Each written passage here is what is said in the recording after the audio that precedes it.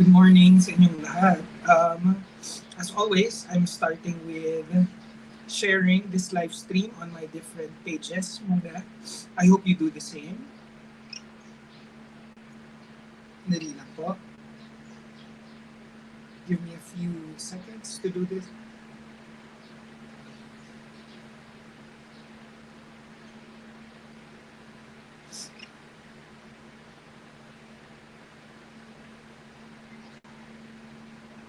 Ayan.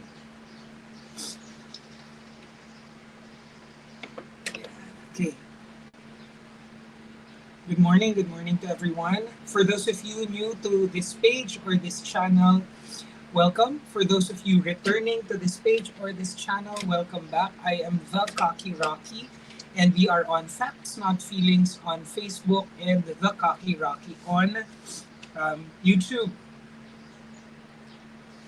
May I remind everyone na for digital content creators like me, this is our work. So how can you support my work para maging tuloy-tuloy at hindi po maputol ang ating paggawa ng ganitong klaseng content? You can support me by liking, sharing, and subscribing to all my videos here on Facts Not Feelings at saka sa page na Facts Not Feelings, okay? And more importantly, syempre, more direct to the point, please send stars to this live stream and to all of my other previous videos. Pwede po kayo magpadala ng stars kahit tapos na po yung live stream. No? Also, for those na mas madali para sa kanila, mag-PM na lang po kayo if you prefer to send through GCash. Doon naman po sa nasa YouTube, you can like, share, and subscribe and also send stars or send super chats and stickers sa YouTube channel. Yun. That's how you support my page and my channel and me and these types of content. Yun. All right. Now that all of those mandatories are done, so I hope that you are already following me on Twitter, YouTube, TikTok, and of course, Facebook, no? Meron rin po akong Instagram. All of them are at The Cocky Rocky. So, ang daming good news na nangyari kahapon. Ang daming good news, patong. So, pag-usapan natin itong mga to. I've identified two in particular, pero ang dami, no? From 2 days ago, kahapon, di ba, nag-live na tayo ng umaga, we discussed how the president has expanded yung housing para sa mga informal settlers because it is, it targets basic human dignity, basic Filipino dignity, and of course safety, and of course health, di ba? Today pag-usapan naman po natin yung napaka-exciting na news sa ating ekonomiya, which is the merger of Landbank and the Development Bank of the Philippines. Now, of course, we know that these are government-owned corporations and GOCs, and napaka-importante nito sa government operations and government programs nitong dalawang bangkong ito. The Development Bank of the Philippines, which has, sinave ko yung mga data na yan para para malinis ang ating The Development Bank of the Philippines, or DBP, as of to date, as of now, has 147 branches. 147 branches. Itong DBP kasi is napaka-critical nito for capitalizing and recapitalizing mga industries at saka mga programs ng government and also other banks in the Philippines. Yan, ang DBP, yan po ang role niyan. For example, a few years ago, it helped recapitalize a bank in Mindanao to the tune of 1 billion pesos. Ang Development Bank of the Philippines also ang responsible largely for many loans for other industries that support our agriculture sector. Andyan yung mga, they are helping finance They are helping capitalize and recapitalize rural banks. Andyan din yung mga other related industries to agriculture. And of course, loans to farmers as well, no? At ganun din ang Land Bank of the Philippines. The Land Bank naman of the Philippines currently has 752, ulitin ko po 752 branches nationwide. Napakarami pero napakahirap pa rin. Kung for all of you or for all of us, kasama ako dyan, who has had the experience, nagkaroon ng pagkakataon na magbukas or kailangan magbukas ng account sa Land Bank. Paulit-ulit ko namang naikikwento sa inyo dito sa page ko, no? At sa channel na to, that I used to do contract work for the government, no?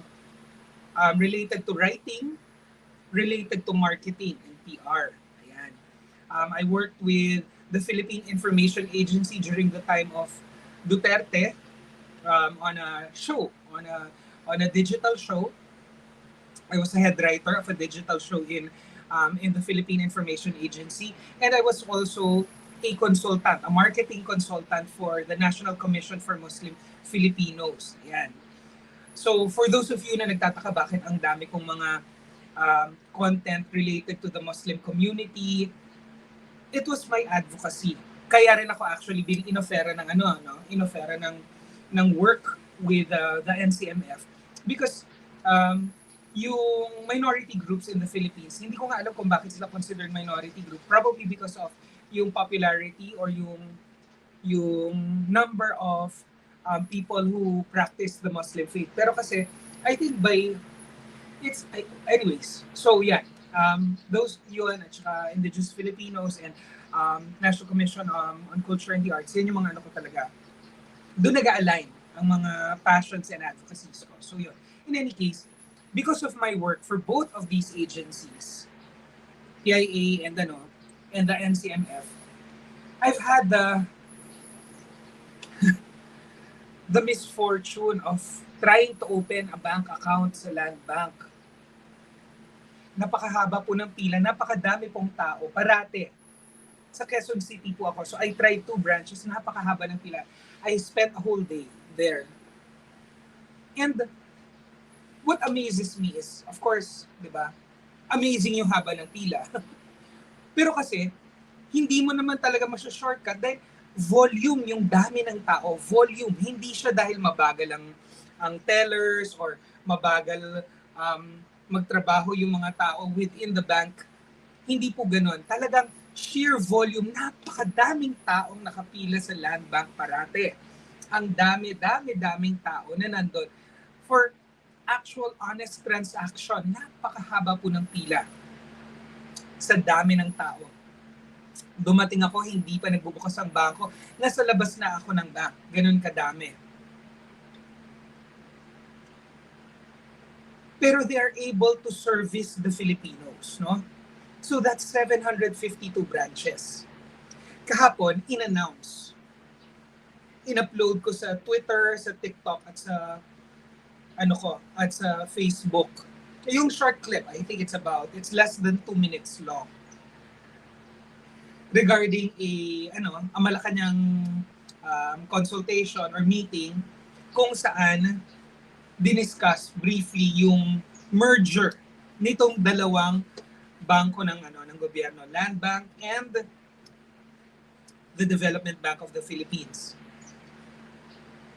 Habang dinidiscuss po ito, napakaraming meaningful na lumabas na points dito, no? Umpisan muna natin yung what is the significance at importance nitong merger ng dalawang bangko na to. The first is to create a super bank na malaking-malaki ang capital. Napaka-importante na malaki ang capital ng government-owned bank na ito dahil sineservisyo nito ang programa ng gobyerno or ng pamahalaan. Ito rin ang bangko na primarily tumututok sa mga loans at pangangailangan ng mga maliit na mga negosyante natin at mga magsasaka.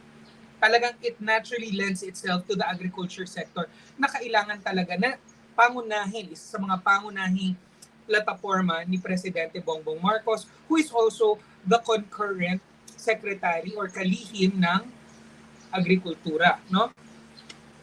Napaka-importante nito. Why? Because the DBP needs to recapitalize every year. Kailangan i-recapitalize yan para makatulong at gumandar at makagumana bilang support system for government programs as well as other other sectors that require aid or loans or business financial support for their businesses. So napaka-importante niyan. The merger of these two will allow or magagawa ng pag-iisa nitong dalawang to. The merger will magiging mas effective ang pagtutulong at saka ang pagtulong sa mga nangangailangan. Why? Dahil kasi syempre dati 752 branches lang ang land bank, madadagdagan po ito ng 22 sa merger. What does that mean? The reality is, out of the 147 branches ng DBP, ang matitira lang are 22 branches. So ang mawawala is 125 branches. Anong implication niyan? Anong mangyayari dyan? Ibig sabihin po niyan, on the downside, or yung cons, or yung negative side is, maraming mawawalan talaga ng trabaho. 125 branches ang isasara. So, ano yan? Kailangan ng paikutin yung mga, lalo na those who are in government talaga. No? Kailangan ma-relocate sila ng trabaho. The other, is, on the downside is, of course, these branches are now going to be, parang hopefully they do not, pero baka they are white elephants, lalo na if they're government-owned, if they're not rented. So yan ang immediate na nakikita natin na parang negative side. Ano naman ang positives dito? First is, ang magiging kapital or puhunan nitong unified bank na ito, or united bank nitong dalawang nung pag nag-merge na ang land bank at ang DBP, will exceed yung yung properties and yung value at yung capital niya will now probably, hindi pa natin alam, syempre after malinis at maayos ang mga bagay-bagay na ito,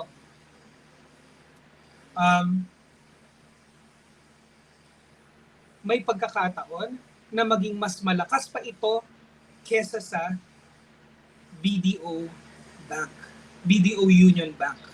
BDO Union Bank is currently the reigning most powerful and most liquid bank. And with the largest assets in the Philippines, ang BDO.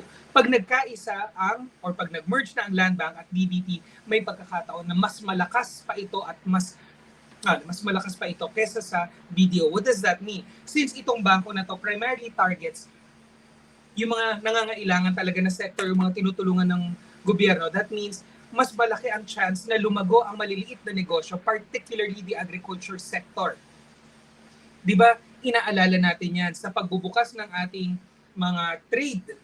Free trade tayo dahil sa RCEP. So ang kaba ng napakarami is baka patayin nito ang agricultural sector. Baka hindi makapag-compete ang mga magsasaka natin. Heto na po. Ang isa sa mga umaandar na dati pang ideas na ngayon nabuo na.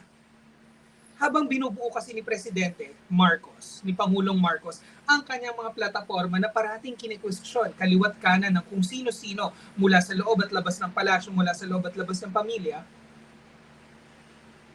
meron na palang nilulutong solusyon sa mga tanong ng mga tao laban kontra RCEP, kontra EDCA. May nangyayari na dahil tahimik magtrabaho ang Pangulo natin.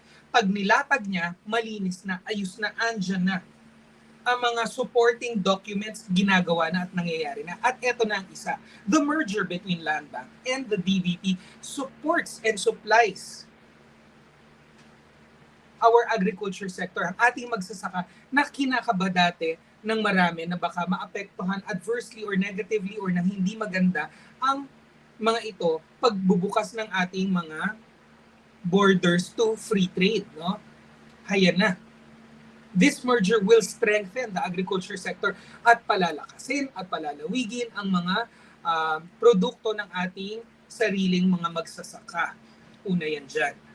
Pangalawa, aside from being a super bank and in possession of all of that, ang laki ng matitipid ng gobyerno by cutting or by merging these two banks. In fact, ang calculation ni Secretary Jokno, conservative, meaning minimum ito may pagkakataon pang lumaki.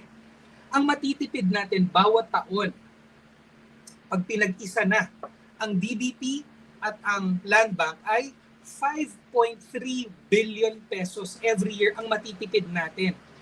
Ganon kalaki ang matitipid natin sa overhead cost.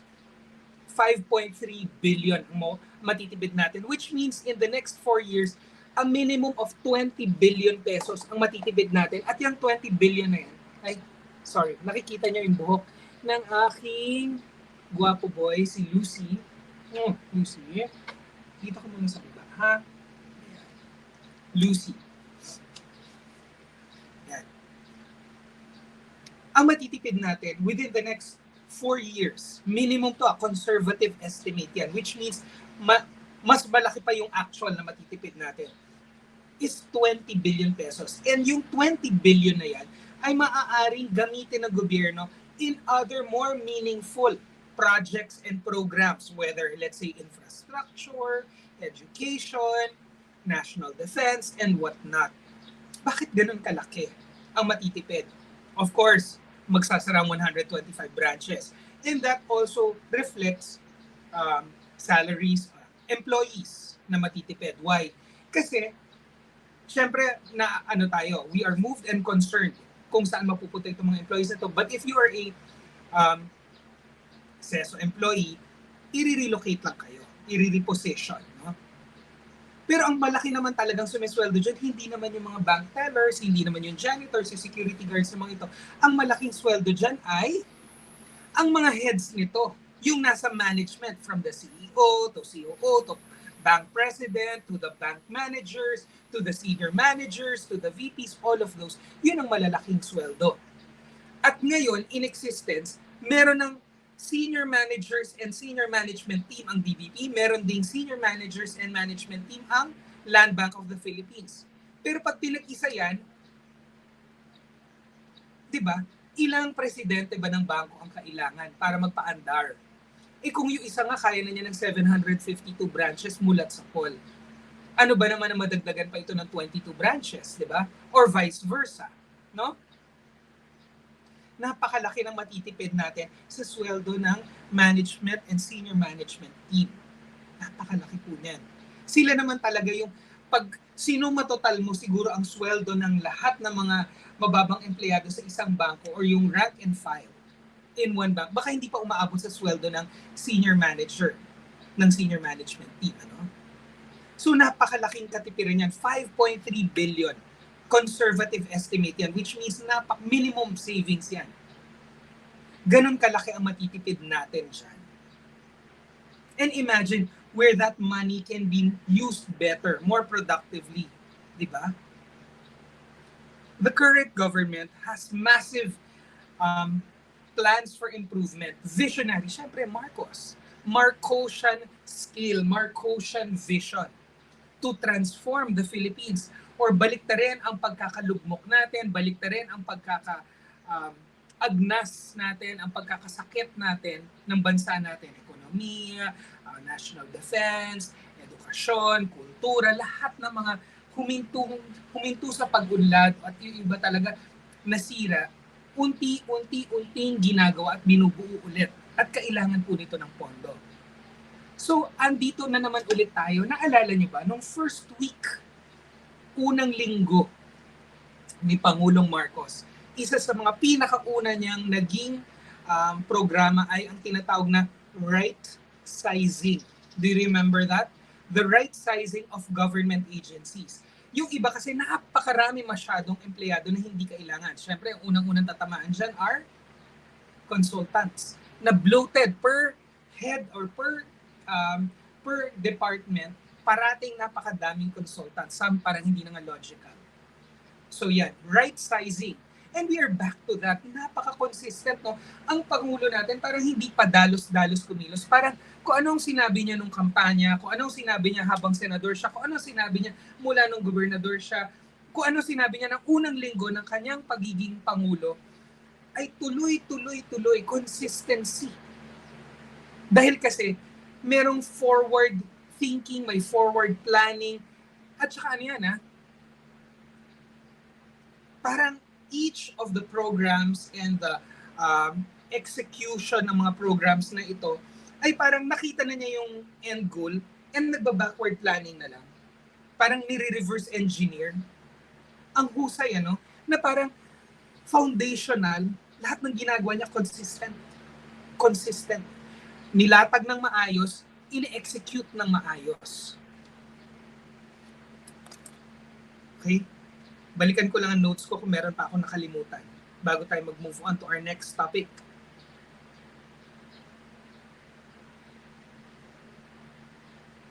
Ayan. Ito pong binabasa kong notes are notes that were made by Secretary Diokno, Benjamin Diokno or Benjamin Diokno himself, posted on social media. Daanan lang natin. Ayan. Ang first point niya is, pag yung merger, magkikreate ng bigger and stronger bank. Country's development, ang target niyan. Pangalawa, sabi niya, yung combined branches ng two banks will provide a wider network. Siyempre, automatic na yan, di ba? From 752, magiging 774 branches. Next, assets and deposit size. Siyempre, lalaki. Nag-isa na di ba? Nag-isa na. Next, ito yung kung bakit tayo makakatipid. It will eliminate, according to him, basahin ko, the merger will eliminate redundancy and inefficiency in operations. Mababawasan ng napakadaming unnecessary positions and employees.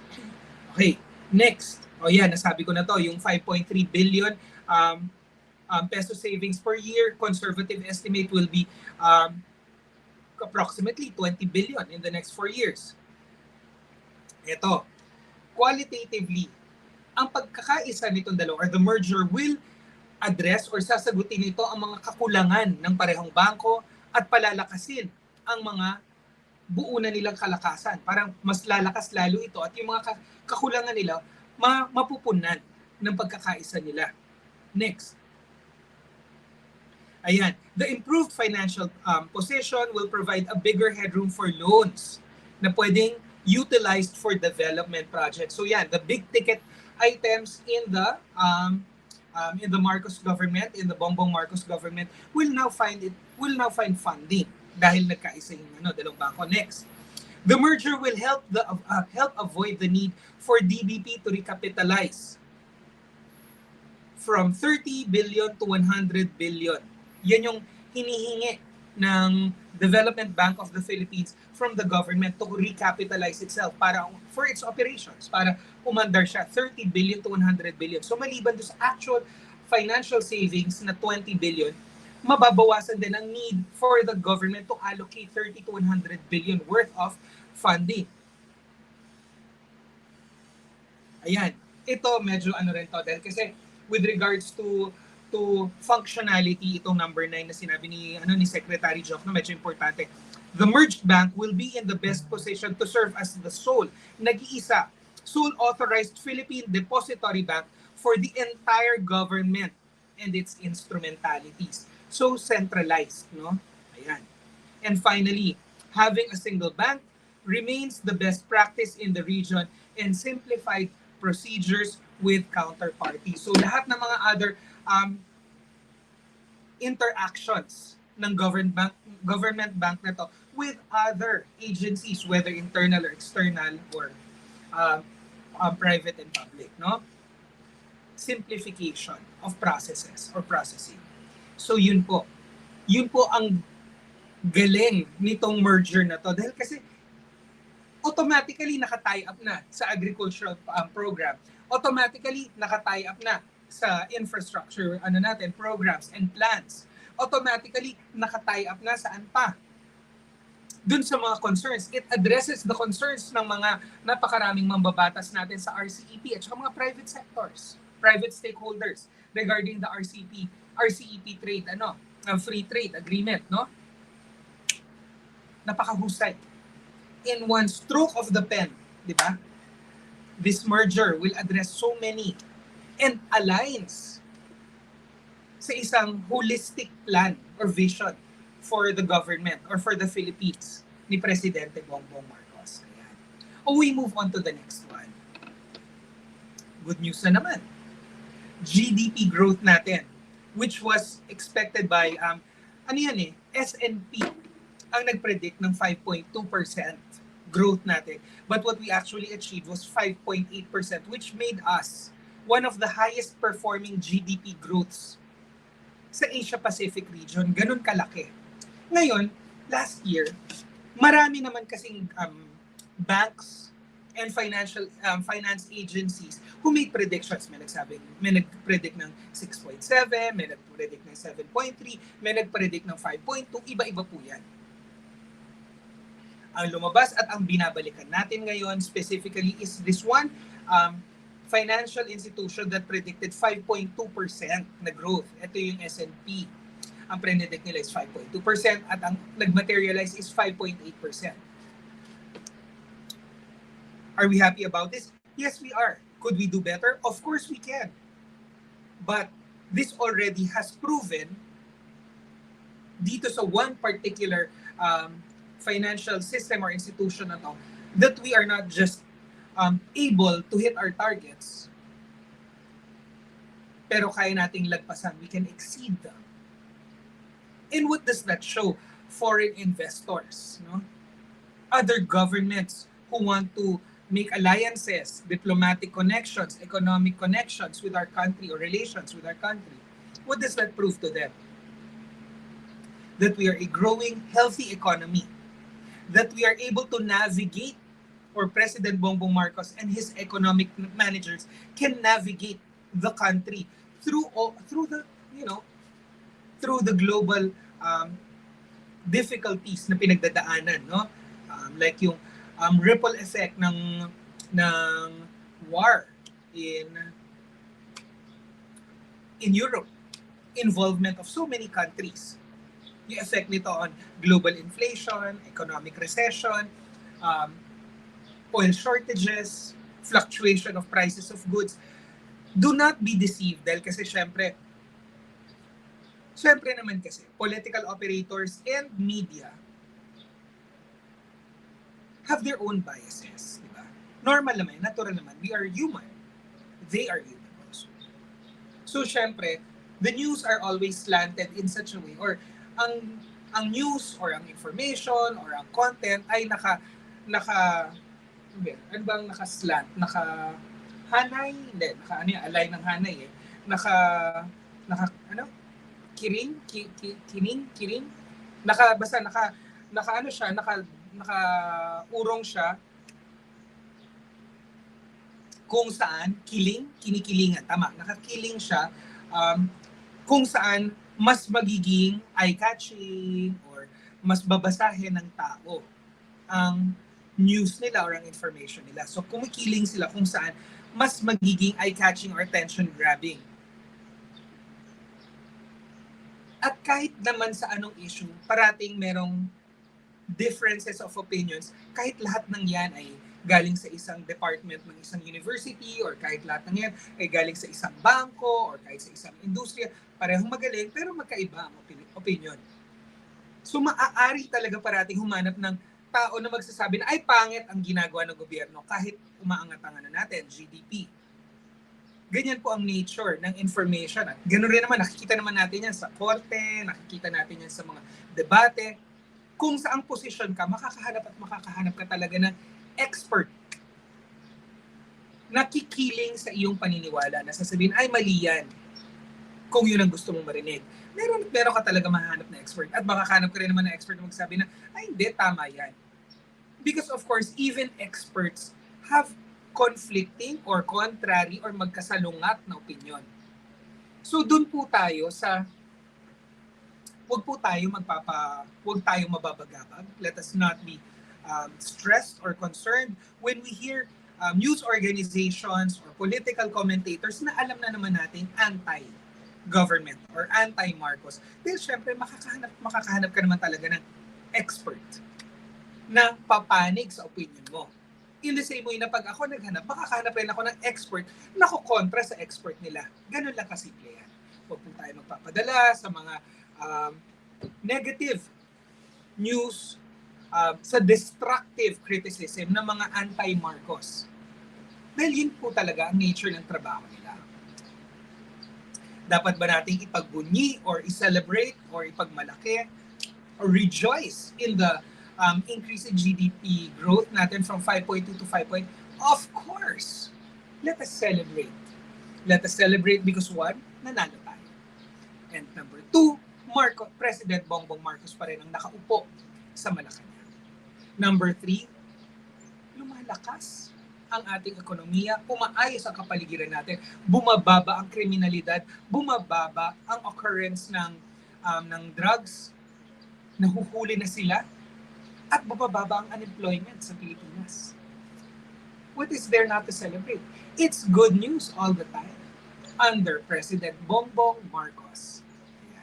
So that is our news for the day, no? Yan ang natin, good news for the day. I just wanted to share them there kasi syempre ang daming mga tao who insist or who want us to feel na nahihirapan tayo, na nagdidilim ang kapaligiran natin. Diyos ko, ang liwanag ng araw. Oh.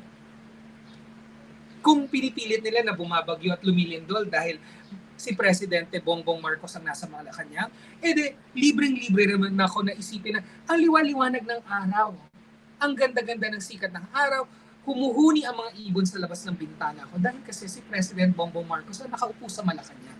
They're free to think darkness and decay, and I'm free to think of sunshine and cool breezes when it comes to President Bongbong Marcos. So wag po tayong magpapadala sa negativity, wag po tayong magpapadala sa mga nananakot na wala namang basihan. Doon lang po tayo sa may ebidensya, no? Wag po tayo magpapadala sa mga chismoso at chismosa kahit pa elected officials sila. So doon po tayo nagtatapos. Before I go to the comment section, may I remind everyone to please like, share, and send stars dito sa live stream na to on Facts Not Feelings. At kung hindi pa kayo subscriber, please subscribe. Kung nandiyan naman po kayo sa YouTube channel ko ng The Cocky Rocky, please like, share, and send stars or hindi pala stars, send stickers or chats sa ating live stream video. And subscribe. Sa YouTube po, libre lang ang subscription. So, subscribe and please share with your friends if you want to hear more good news and more content that supports President Bongbong Marcos and our First Lady Lisa Araneta Marcos. Dito po ninyo makukuha sa Facts Not Feelings with The Cocky Rocky or The Cocky Rocky page channel on YouTube. Ayan. So, punta na po tayo sa aking favorite part, yung kung saan nasusurprise ako sa mga nagpapadala ng stars and also nag-share nitong video na to. Magpapasalamat muna ako sa kanila bago po tayo, before I dive into the comment section. Ayan.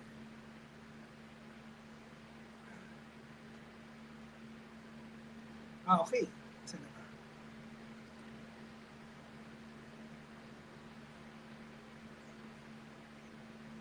Ayan. Wala pa palang nagpapadala ng stars. So, okay lang. Let's go to the comment section na. Saan na ba tayo? Malaw na eh. Paano ba to? Balik na lang tayo sa umpisa para batiin ko na lang ulit from the start. Dahil kasi hindi ko na maalala saan ako binto kanina. Alright? M.E. Good morning. Josefa Oliva Lopez, hi. Mr. J. Vlog, good morning. Charlene Kim, hello. Best friend, good morning. May Dones, good afternoon. I wonder kung nasan si May Dones, bakit good afternoon? Olive Lopez, paano ba ito? Nawit ako. Liwanag ng sun, no? Baka dahil nga presidente si Bongbong Marcos. Olive Lopez, hi. Boss Lucas Damian. Villa Flores, good morning. Rhea Biongkog, good morning. Fredlyn Agunday, good morning. Evangeline Campos Balbuena Brinas Castillo, aloha. Josefa Oliva Lopez again. Let Fajardo Oria from Hong Kong, good morning. Ella May, good morning. Elvira Gabriel Dongon, good morning. Odi Lennon, good morning. Divine Precious, good morning. Freem Jubar, Martin Eliza Godyesan from Obando, Bulacan. Leonie Pascual, Frex, Gracias, good morning. Aresidia, Charlene Kim, Evangeline Dadia, sino pa ba? Maria Concepcion Mupas Collado, good morning. All the way from Brampton, Canada. Mabuhay. Gina Ilacad. Berlita Davila, good morning. Keber ko sa iyo. Imelda Oamel Tolentino from Edmonton, Canada. Josh 28, Isabel Balcanao, Yaya Dub, Frex, LMA, Mr. J Vlog, sino pa? Life is Awesome, LMA, Mr. J Vlog, Ederlyn Nanabalam from Anchorage, Alaska. Sino pa? Hindi natin nabate. Lorena Fajardo, Maria Veronica Gulfan, Baby Pangilinan Maranan, Steph B, Better Family Life, Life is Awesome, May Dones, and Libra Perez. Ayan. So thank you for joining me this morning. I doubt if I will be able to do another live this afternoon because magkikita kami ni Mami Peng mamayang tanghali with palerista. So picture na lang. Magkikita-kita kami mamayang hapon. So I don't think I will be able to do a live session again today. So I'll see you na lang tomorrow. And until then, bye for now.